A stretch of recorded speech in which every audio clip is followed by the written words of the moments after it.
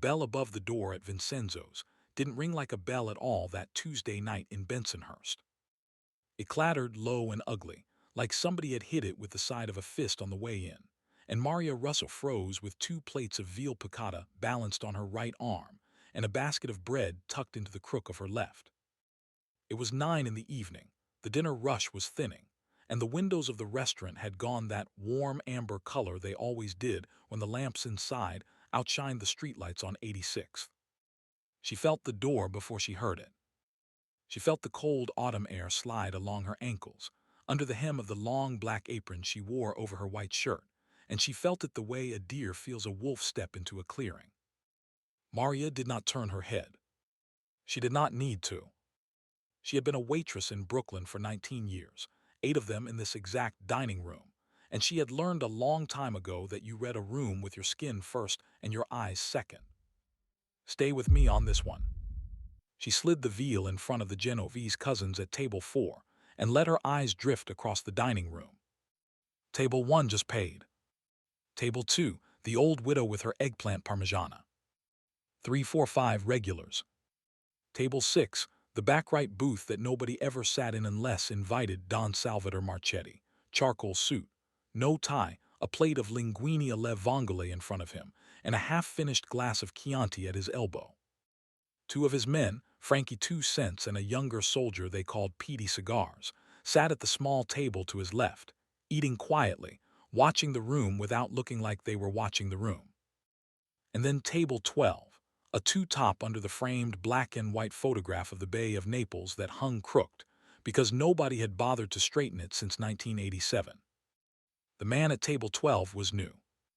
Maria had not seated him. Vincenzo's didn't take many walk-ins after 8 on a weeknight, and the ones who did were almost always neighborhood, and the neighborhood she knew the way other people knew the alphabet. This man she did not know.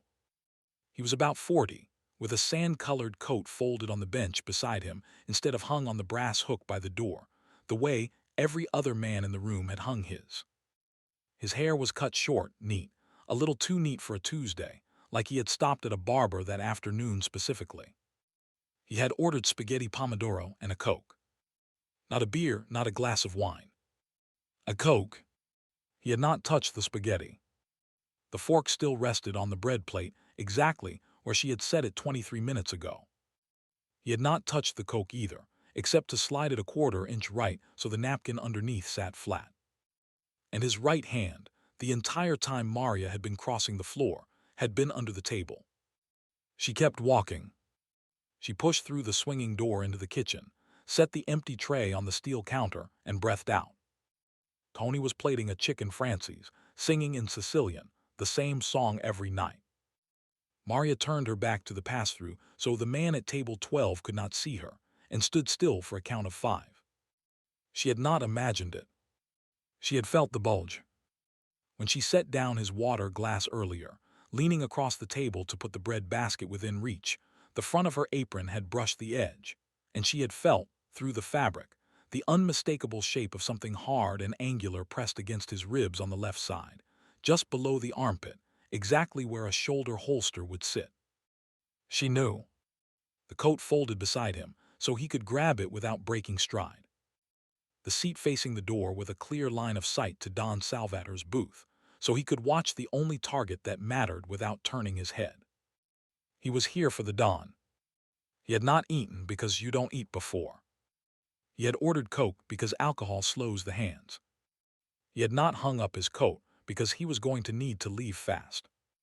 And his right hand had been under the table the whole time, which meant his right hand was already on the grip. Maria Russa was 43 years old. She had 2 children, Anthony, 16, and Gianna, 12, a husband named Joe who drove a delivery truck for a beverage distributor out of Maspeth, and a mortgage on a narrow row house on 71st Street they had been paying down for 11 years. She had never held a gun, never been arrested. She was a Catholic woman from a Catholic family in a Catholic neighborhood who went to confession at St. Finbar's every other Saturday. She was not, by any measure a stranger from outside Brooklyn would have used, a woman who knew anything about the family. But she lived in Bensonhurst, and you do not live in Bensonhurst for 19 years without learning the geography of certain things. She knew Don Salvatore ate at Vincenzo's on Tuesdays. She knew the back right booth was his booth, and that on the rare nights he didn't come in, nobody else sat there. She knew when his Cadillac pulled up, Sal pressed a button under the counter that turned on a green light in the kitchen so Tony would start the linguine fresh. She knew the two men at the small table next to him were soldiers in his crew, men whose fathers had worked for the Don's father when the family ran the docks in Red Hook. She knew Frankie 2 Cents had a grandson at St. Finbar's in Gina's class. She knew, the way every woman in Bensonhurst and Bay Ridge knew, that the family was the family, that you didn't ask questions, but that if somebody did something stupid on your block, somebody in the family would have a conversation, and the stupid thing would stop. That was the arrangement. She also knew things had not been quiet in the last 6 months. There had been a thing in Howard Beach in the spring, somebody from another borough who had crossed a line, and a thing in front of a social club on Mulberry Street in July the Daily News had put on page 3. The Tommy guns were banned long ago, gone with Prohibition and her grandfather's generation, but the work the Tommy guns used to do had not gone anywhere. It had only gotten quieter, with smaller weapons and faster cars. 2 weeks ago, while she rolled silverware at the end of the night, she'd heard Sal mutter to Tony that the Don was moving careful these days, and Tony had crossed himself and not said anything back. She had 90 seconds. Maybe less. The man at table 12 was waiting for something. A phone call, a signal, a particular moment when the Don would stand up to use the men's room down the narrow hallway past the kitchen. Whatever the trigger was, it would happen soon. He was about to move. Maria's hands were very steady, which surprised her. Inside her chest, something was banging like a fist on a wooden door, and her mouth had gone dry. But her hands were steady. She picked up the small leather book of dessert menus from the shelf by the time clock, the maroon one with gold trim the regulars never bothered to look at, and tucked it under her arm. Then she walked back out onto the floor the way she had walked back out 1,000 times before, smiling the same waitress smile. She did not go to table 12. She went to table 6. Don Salvatore Marchetti was 61 that autumn. He was a capo who had become something more than a capo, in a way the men around him understood without saying out loud. He had been made at 26, in a basement in Bay Ridge, and he had taken the oath the way his father had. He liked Maria. He tipped her in cash, folded into the bill, never less than 30%. Once, 3 years ago, when her son Anthony had been in a fight at school and the other kid's father wanted to make a big thing of it, he'd sent Frankie 2 Cents to have a quiet word, and the big thing had stopped being a thing the next morning. Maria had never thanked him, and Don Salvatore had never expected her to. That was how it worked. She stopped at his booth with the leather dessert menu against her chest. She did not lean down. She did not whisper. She did not change her voice from the bright waitress voice she used with every table, because the man at table 12, 22 feet across the dining room, would be reading her body language the way she had read his, and any whisper or narrowed eye would be a flag the size of the Verrazano Bridge. Don Salvatore, we have the tiramisu tonight, the cannoli, and the lemon ice from Brooklyn Heights you liked last week, she said, opening the dessert menu and angling it so the inside cover faced him. On the inside cover, in pencil, in her own quick rounded handwriting, the kind a waitress uses to scribble a substitution, she had written 3 words during the 30 seconds at the time clock. The 3 words said, Table 12 armed. Don Salvatore looked down at the menu, the way a man looks at a dessert menu. He took his time. He read the 3 words. He did not blink. He did not stiffen. He did not, in any way a stranger across the room would have noticed, change. His left hand, resting on the tablecloth next to his wineglass, moved the glass a 1/4 inch right so the napkin underneath sat flat. The exact same gesture the man at table 12 had made with his Coke. Beautiful, Don Salvatore said, in the same warm baritone he always used with her. You tell Tony I'm going to need the tiramisu tonight. Bring me an espresso, regular no sambuca. And listen, sweetheart, do me a favor. The men's room, there's a leak in the sink. I noticed when I came in. Have Sal go check it. Right now before I forget. Maria nodded the way a waitress nods. She closed the dessert menu. She walked to the register, where Sal, the same Sal who pressed the green light button when the Cadillac pulled up, was tallying a check. She told him the Don wanted the men's room sink checked, right now. Sal looked at her for half a second, said, "Of course, sweetheart," set down his pen, and walked toward the back hallway. He did not stop at the men's room. He continued past it, out the rear delivery door, around to the brick wall of the dry cleaner next door, where a pay phone hung. He pressed 3 coins in and dialed a number that had not been written down on any piece of paper in the 5 boroughs in 20 years. He spoke for 19 seconds. He hung up. He walked back inside, flushed the men's room toilet for anyone who might have wondered, and returned to his post. The whole thing took 2 minutes and 40 seconds. In those 2 minutes and 40 seconds, Maria did 3 things. She refilled the water glasses at table 4. She brought the widow at table 2 her check. And she stopped at table 12. The man at table 12 looked up at her when she stopped. His eyes were a pale, washed-out blue, the color of denim left in the sun for too many summers, and there was nothing behind them she could read.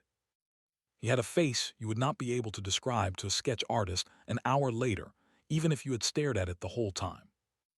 His right hand was still under the table. "Sir, I'm so sorry," Maria said, smiling the waitress smile.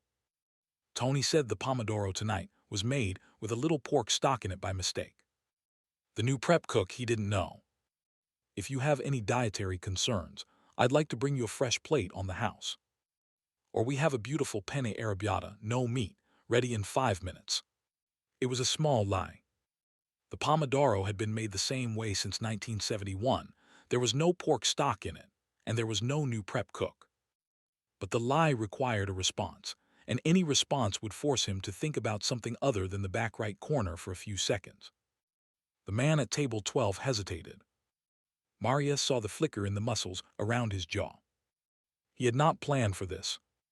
His script had not included a waitress at his elbow asking him about pork stock. His right hand stayed under the table, but the rest of him had to engage with her, and he could not engage with her and watch the back booth at the same time. "It's fine," he said. His voice was flat, no accent she could place, possibly upstate, possibly Jersey, possibly nowhere at all. "I'm not hungry." "Are you sure?" "On the house, sir, I insist." "I'm sure." "At least let me bring you a fresh Coke." "That one's been sitting." "It's fine." "Sir, please, And that was when the front door of Vincenzo's opened again, and the second loudest sound Maria Russo would ever hear in her life walked in. The first loudest, the one she would hear in her dreams for the rest of her life, would come later. But the second loudest was the soft, almost gentle chime of the bell above the door, and the 4 men who walked in under it. They did not look like soldiers. They looked like 4 neighborhood men coming in for a late dinner. 2 were in their 50s, broad-shouldered, one in a brown leather jacket, the other in a tan overcoat. The third was younger, maybe 30, with a scar on his chin. The fourth was a man Maria had seen at Vincenzo's exactly twice before in her 19 years there, both times sitting in the Don's booth, both times leaving without ordering food. He was the consigliere. His name was Carmen, and he had a face like the cover of an old book, lined and quiet and impossible to read. They did not go to the back booth. They did not even look at the back booth. 2 of them sat at empty table 11, directly next to table 12, so close the brown leather jacket's elbow was almost touching the elbow of the man with the sand-colored coat. The third sat at the small table by the front window, between table 12 and the door. The fourth, Carmen, walked slowly past Maria, past table 12, and slid into the booth across from Don Salvator. He did not greet the Don out loud. He sat down, opened his menu, and read it the way a man reads a menu when he has all the time in the world. The man at table 12 did not move. His right hand stayed under the table. But Maria, standing 2 feet from him with her order pad in her hand, saw the exact moment he understood. He was sitting between 2 made men at table 11 and one at the window. The consigliere had personally come in and sat himself between the Don and any line of fire. The door was no longer his door, the alley out back no longer his alley, the car he had presumably left running on 86th Street no longer a car he was going to walk to. The waitress with the order pad, the small woman asking him for the third time if he wanted a fresh Coke, had seen something 25 minutes ago he had not believed she was capable of seeing. And in the time it had taken him to wait for his moment had walked away on the soft soles of Waitress shoes. His pale blue eyes flickered just once toward the back booth. Don Salvatore Marchetti was looking directly at him. The Don raised his wineglass 2 inches off the tablecloth, in a gesture that was not quite a toast and not quite an acknowledgement, and he held the gesture for exactly the amount of time it took a man to understand a sentence that had not been spoken. Then he set the glass down and went back to his linguine. "You know what, sweetheart?" the man at table 12 said to Maria, and his voice had changed very slightly. "You can bring me that penne. The arrabbiata. And a glass of water." "Of course, sir," Maria said. She wrote it on her pad. Her handwriting was the steadiest it had ever been in her life. She walked away from table 12 into the kitchen, and she did not look back, because she knew that if she looked back her knees would not carry her the rest of the way. In the kitchen, she set the order pad down and held on to the steel prep table with both hands, and she breathed in and out through her nose for 30 seconds. Tony looked at her once, took in everything he needed from her face and her shoulders, and said nothing. He started the penne. What happened next, Maria did not see, because she stayed in the kitchen rolling silverware with her back to the swinging door for 40 minutes. She did not see the man with the sand-colored coat eat 3 bites of penne, set his fork down, pay in cash, take his coat off the bench and walk to the door. She did not see the man in the brown leather jacket stand up at the same moment casually and follow him out under the chiming bell. She did not see the second man from table 11 leave a moment later. She did not see the third finish his espresso and exit last. She did not see what happened on the sidewalk of 86th between Vincenzo's and the corner of 21st Avenue, and she did not want to see it, and nobody at Vincenzo's ever told her, and she never asked. She heard the next morning that a sand-colored Buick had been found abandoned at 3 a.m. on a quiet street in Sheepshead Bay with its keys in the ignition and a coat folded on the passenger seat. She heard 2 days later that a man matching no particular description had been picked up on a parkway in New Jersey by people who were not the police. She did not hear anything after that, and she did not ask. She finished her shift at 11:30.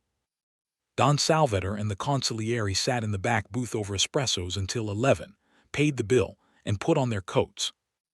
Don Salvatore walked across the dining room to where Maria was wiping down table 7. He took her hand, placed something in it, and closed her fingers over it.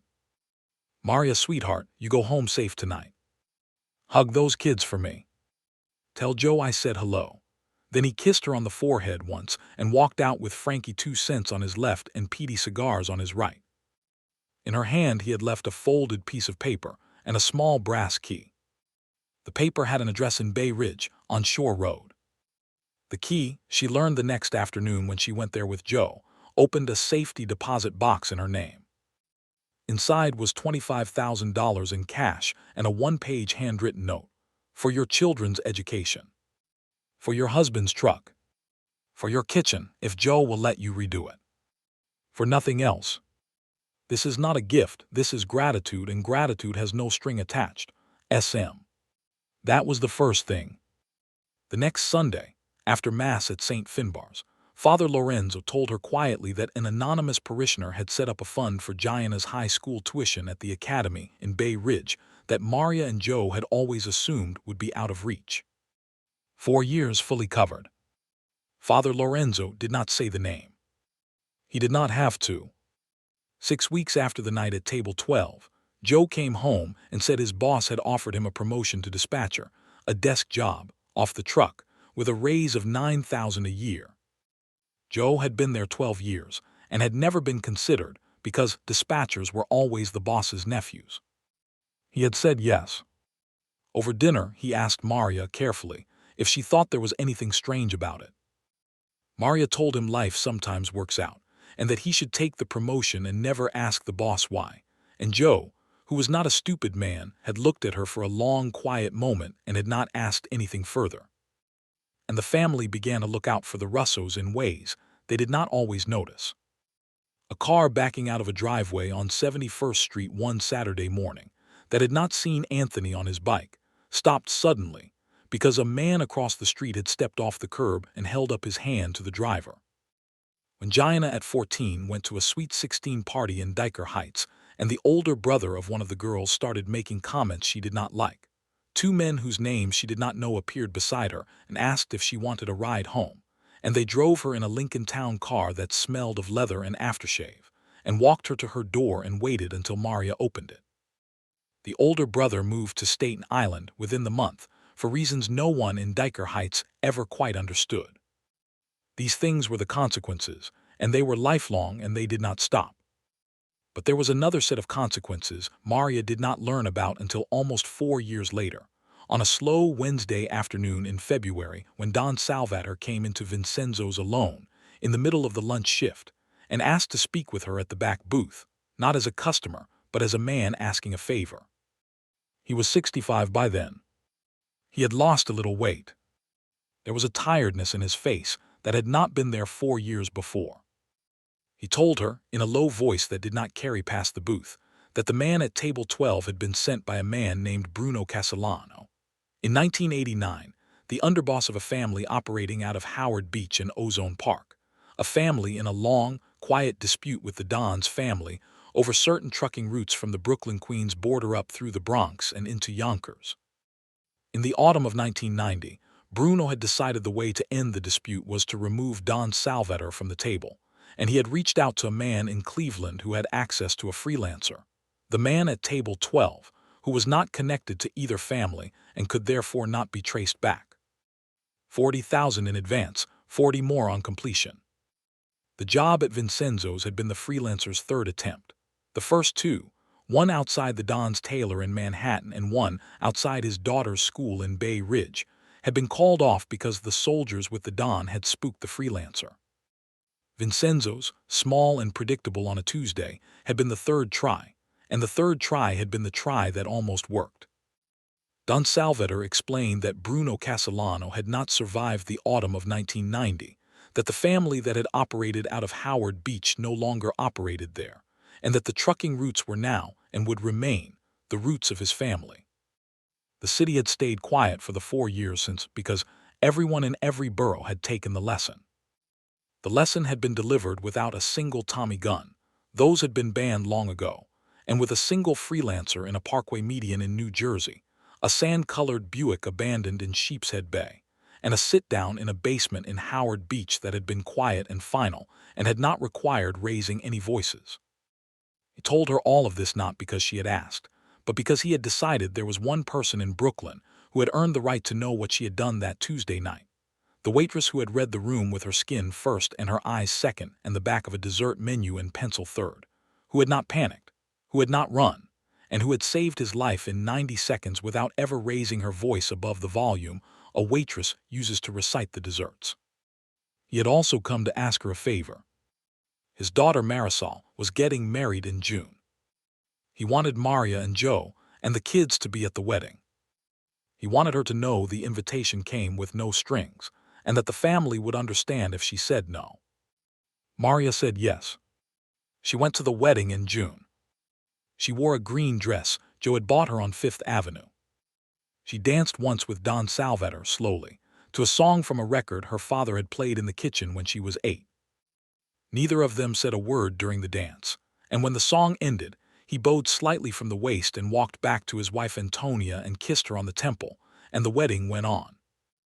Maria worked at Vincenzo's for another 9 years after that, until 1999, when her feet finally would not take another double shift, and she retired at 52 and went to work 3 days a week at the parish office of St. Finbar's, filing baptismal records and answering the phone.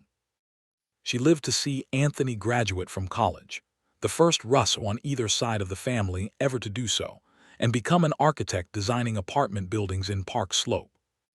She lived to see Gianna graduate from law school and become a public defender in the Bronx. She lived to see both of them married and give her, between them, 5 grandchildren. She fed too much pasta every Sunday afternoon. Don Salvatore Marchetti died in 2003 of a heart attack, in his own bed in the Bay Ridge house he had lived in for 41 years, with his wife Antonia holding one hand and the consigliere Carmen holding the other. His funeral filled St. Finbar's to the back wall and out onto the sidewalk on Bay Parkway. Maria sat in the third pew on the left, between Joe and Anthony, with Gianna's hand resting on her shoulder from the pew behind. She did not weep. But when the casket passed her, carried on the shoulders of 6 men whose names she knew and 3 men whose names she did not, she rested her hand for 1 second on the polished wood and said, under her breath, in a voice no one but God could hear, "Thank you for my children." She did not say what she was thanking him for, and she did not need to, because she and he had understood the arrangement perfectly, for 13 years, without ever once speaking a single sentence about it out loud. That was the night at table 12. That was the 90 seconds in which a 43-year-old waitress from 71st Street in Bensonhurst, with no training and no weapon and no script, had read a stranger's coat and a stranger's untouched plate and a stranger's hand under a table, and had walked across a dining room with a leather dessert menu and a pencil, and had pulled a 61-year-old man back from the edge of an event he never saw coming, and had bought herself and Joe and the 2 children a life that lived from then on inside the quiet shadow of a gratitude that had no strings attached, and that, like all real gratitude in the world Maria came from, did not need any.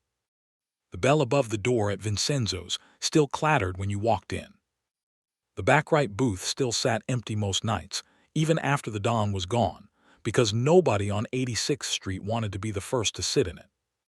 The photograph of the Bay of Naples still hung crooked over what used to be table 12, and nobody ever straightened it, and nobody ever sat there for long, because Maria, in her last year on the floor, had asked Sal to stop seating customers there, and Sal had nodded once and never seated anyone at table 12 again.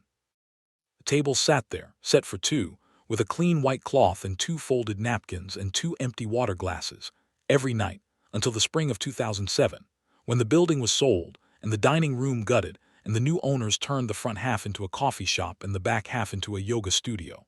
And the back right booth became a place where strangers from outside Bensonhurst now sat cross-legged on rubber mats and tried, in their own way, to learn the thing Maria Russo had already known her whole life, that you read a room with your skin first and your eyes second, and that 90 seconds, if you spend them right, can become a lifetime, and that a lifetime, if you live it carefully, can stay quiet long enough that nobody ever has to know what you did with those 90 seconds, except the people who needed to know, and the people who needed to be thankful, and you.